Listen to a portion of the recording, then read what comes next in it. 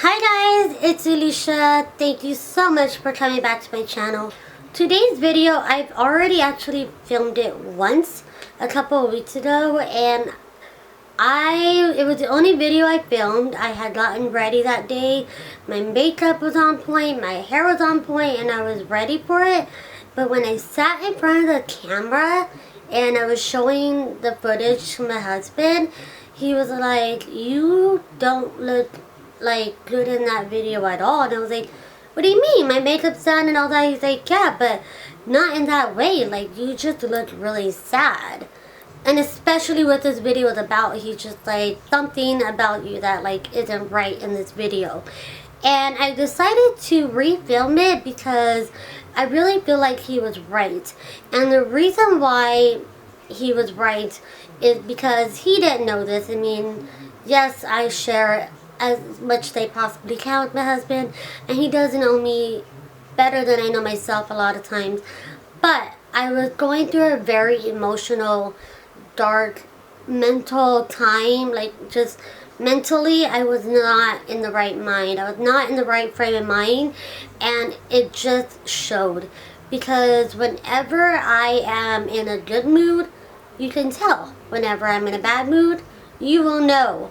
Whenever I'm excited and overjoyed is when I like to film the most, because I have so much energy and I'm just like, I love you guys. That's when I like to film the most, because the more positive energy I'm able to give out to you guys, then the more positive my videos will be. So anyways, I decided to delete the footage even though I had already filmed it. And also, I was stumbling like crazy in that video. I don't know why. I normally, if you know by now, I don't script any of my videos. I sit down in front of the camera and I tell you exactly what's on my mind. All that's really like, I guess, like, you know, already scripted or whatever is, I know what I'm going to film about, but I don't write anything out like, oh, say this and say that. Nothing like that. I just sit down and speak to you guys. I don't know if other YouTubers do it that way, but that's how I've always done it, just because I feel like that's the most way to be authentic with you guys. And yeah, that video, it was like Satan did not want me to do it. It was not happening. I'm about to tell you is a personal event that happened to me when I was about 7 or 8 years old, and it's a true story. It happened, and it's not something that a lot of people know about. Even people that know me today, I don't really share this story ever, but I feel like it's something that should be shared. So let's get started by just kind of giving you a little background of where I'm coming from and my history.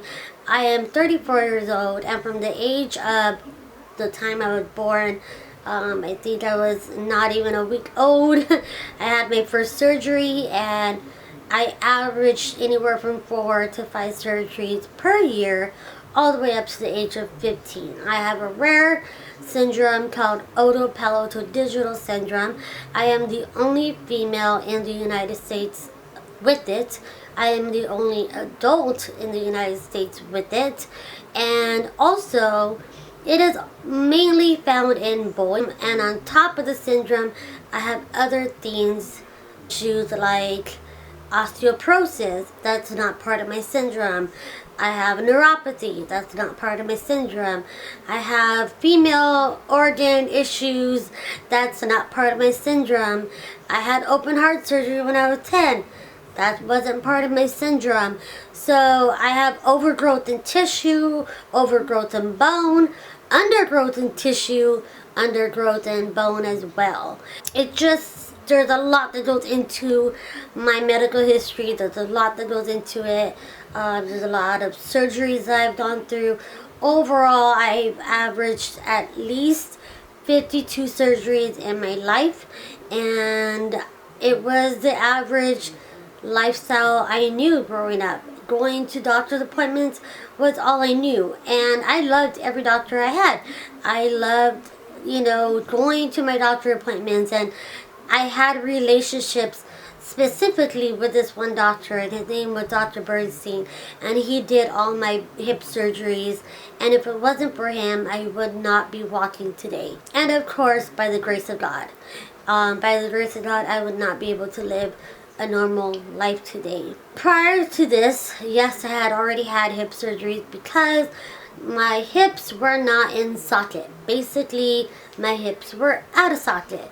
So they had to shave off bone off of my hip, make the joint and socket fit. So that was always the biggest reasons why I was having hip surgeries. I've had 4 altogether. But there was this one time I was scheduled and I already knew what I was up for. At the time, it was the early 90s. I was have a cast that started up to here, all the way down to my private area. I had a little opening to go pee.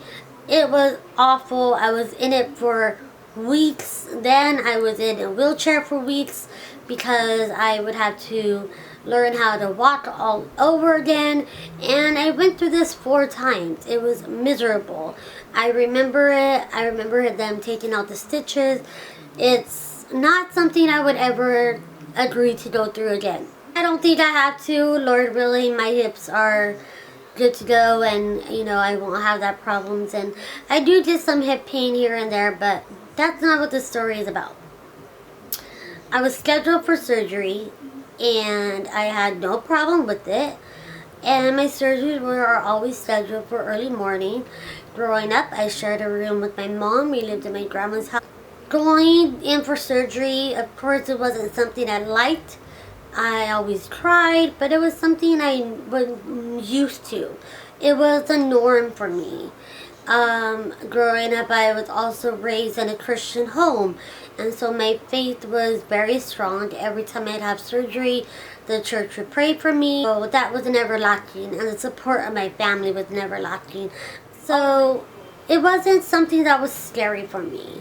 Of course, I would cry going into the operating room because I was being separated from my mom, and I didn't want to have to go through another surgery. I knew that it was going to be painful. I knew that it wasn't going to be any fun.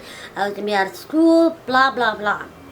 But I go to sleep the day before surgery, and in my dream, I only remember being in the parking lot structure of Children's Hospital, Los Angeles. Because that is where I had the majority of my surgeries. All of my surgeries were done there. So I was in the parking lot. I don't know why I was in the parking lot, but the parking lot was empty. The parking lot was dim. I wasn't scared. I didn't see anybody. I just heard a voice. And the voice did not say, I am God, I am Jesus. I just somehow knew that it was Jesus that was speaking to me. And the voice said, you are not going to have surgery tomorrow. When you wake up, you need to tell your mom that you are not going to need the surgery. You are healed. I have healed you, and you do not need to have the surgery tomorrow. Let your doctors know, let your mom know that you will not be having surgery because I have healed you. And I woke up, and that was it. I didn't see an angel. I didn't see anything. That is all I remember. That's what I remember for the rest of my life. I was only 7, 8 years old at the time. And so I wake up, I'm excited, and I'm just like, Mom, I need to tell you something. And she's like, what? And she's packing our bags because we would have to be in the hospital for a couple of weeks. And she's like, what's going on? And, she's getting ready to take me to the hospital, and my family's getting ready. And I said, no, I'm not going to have surgery today. And she said, what do you mean? What are you talking about, Lisha? All my family called me Lisha. And I said, Jesus came to me in my dream. How I know it was Jesus, I don't know. I really don't know. The voice didn't tell me he was Jesus. The voice didn't tell me it was God. The voice didn't say anything. It could have been an angel. I don't know. All I know, it wasn't a demonic force. It was a spiritual, calming, loving energy that I felt. And I said, yeah, Jesus spoke to me in my dream and said that I'm not going to have surgery today. That I don't need it. That he healed me. And she said, okay, Alicia, I get you. I understand. I'm really sorry, but you need to have this operation. It's a really big surgery. You need to have it. There's really no way around it. So, you know, please just get ready. Let's go to the hospital. I continue to tell her, you're not listening to me. You know, Jesus said I'm not going to need surgery. So, I remember, you know, they would always have to prep you prior to surgery. So they would take you back about a good hour prior to actually putting you under. So I remember they took me back. They put me under. And my mom ran into my doctor. Somehow ran into my doctor before he went into surgery. And she told him about my dream. We had a really close relationship with him. He is Jewish. He said, so of course, you know, he has his beliefs. We have ours. But he said, out of respect for Alicia, and I understand where she's coming from, and just to assure her that we did everything that we can do to try to prevent the surgery, I will do a special x-ray where it will give me a very clear picture of her hip. He did the x-ray. I was already put to sleep.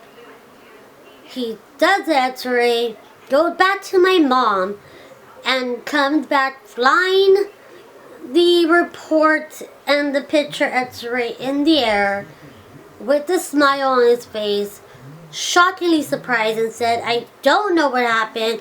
I don't know what's going on. I don't understand, because we did an x-ray prior to the surgery. We know that the hip has been out of socket, but something is holding her hip together. And my mom said, it's Jesus. All I remember is waking up from the surgery, and I was feeling my, feeling for the cast, but like on my hip area. And I was just feeling for the cast. And I didn't feel it. And so I opened my eyes, and because it takes a while to wake up from anesthesia, I opened up my eyes, and it's my mom. She was holding my hand, as she always was. And she was right there, and she said, you're right. I said, and she looked at me, and I said, where's my cast? And she said, you didn't need the surgery. And I said, you see, Mom, I told you. Jesus said, I'm not going to need the surgery. That is just one of many miracles that God has done for me. And I just wanted to share that with you guys. I know that there's a lot of us that go through physical pain, mental pain, whatever it may be. Keep your faith and know that God hears you, and have that childlike faith. I believe with all my heart that that happened because I had the childlike faith, and He's done numerous miracles for me since. But that is one big miracle that I will never forget. So I just wanted to share that story with you guys. I hope that encourages you somehow. I hope that helps at least one person that's watching. I love you guys. I thank you guys so much for watching. I thank you for spending time with me. And I thank you guys so much for being my friend. You guys mean so much to me. And I just love you guys. And so does God. God loves you. He's with you. Always. Until next time, guys, always remember, be your own kind of beautiful. I love you guys so much. Peace out. Mwah.